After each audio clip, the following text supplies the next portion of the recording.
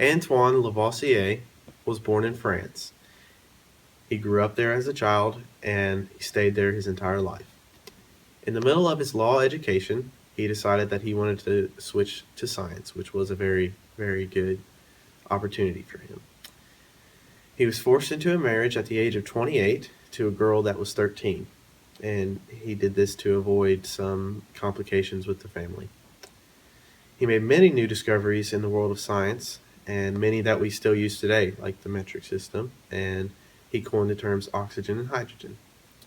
He had no children, no siblings, and he died early at the age of 51.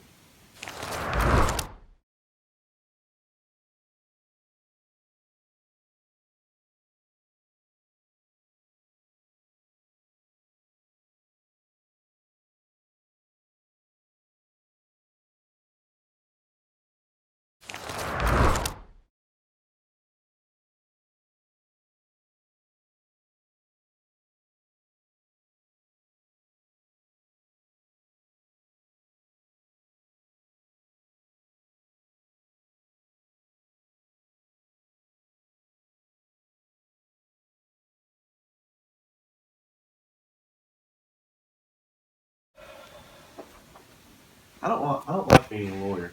I want to do something more interesting. How about a doctor? You could help people. No, I hate people. What about a professor? Do you like students? Not really.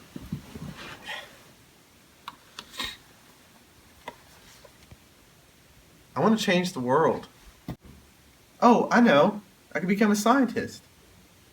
I can invent new things that no one's ever thought about before. There's so many different fields and opportunities. I know that's what I want to do.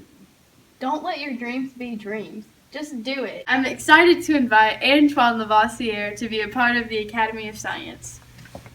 Thank you, ma'am. You're welcome, sir. Congratulations. It was the right decision.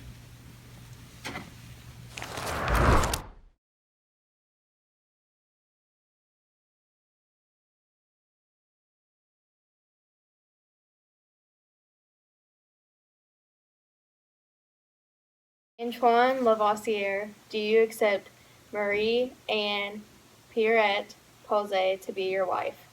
I do.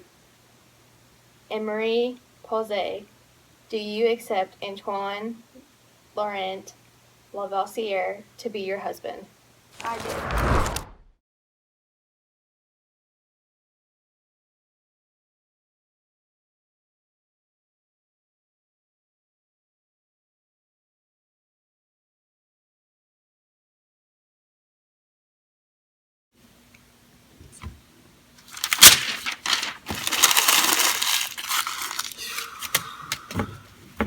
Our book has got to contain elements including oxygen, nitrogen, hydrogen, phosphorus, mercury, zinc, sulfur.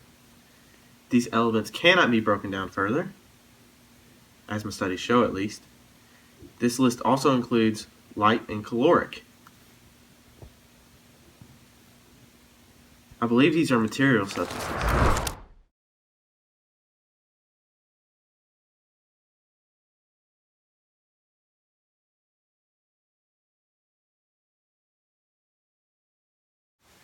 Why is there no consistency in measurement? We have foot, pound, Fahrenheit, and Celsius, but none are easily scaled. Let's create a unit of units of measurement that can be easily subdivided. For example, meter is the term in Greek meaning measure. So if that was our base unit, then we could subdivide it into deci, centi, and milli, which means tenth, hundredth, and thousandth, respectively. That's brilliant. Mass could be measured in grams or a small weight in Latin. We could also use prefixes like deca, hecto, and kilo to count more than one base unit.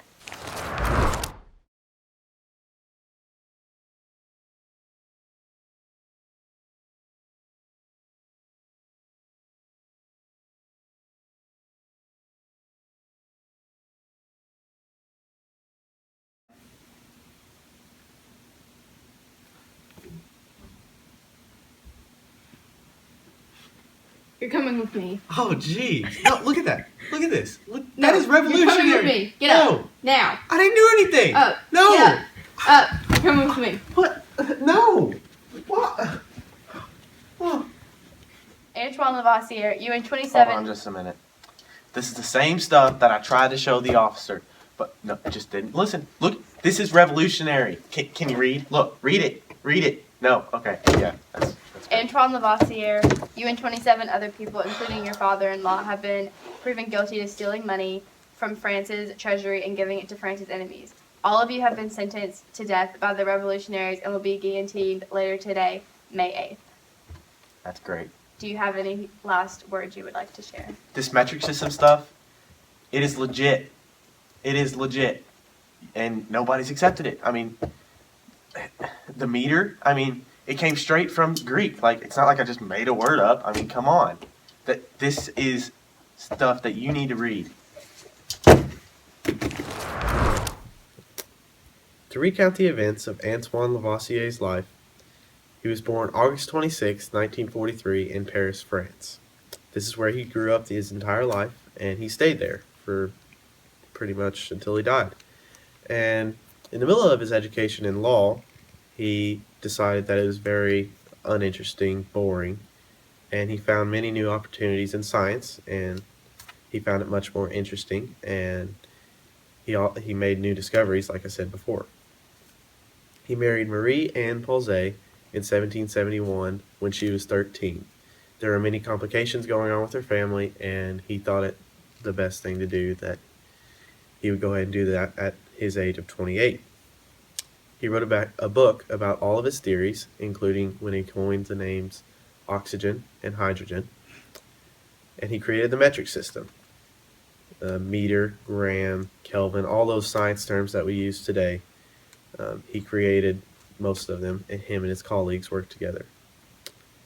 Lastly, he was arrested and tried by the Revolutionary Tribunal for extreme treason. Him and his father-in-law actually both were guillotined on the same day, May 8th, 1794.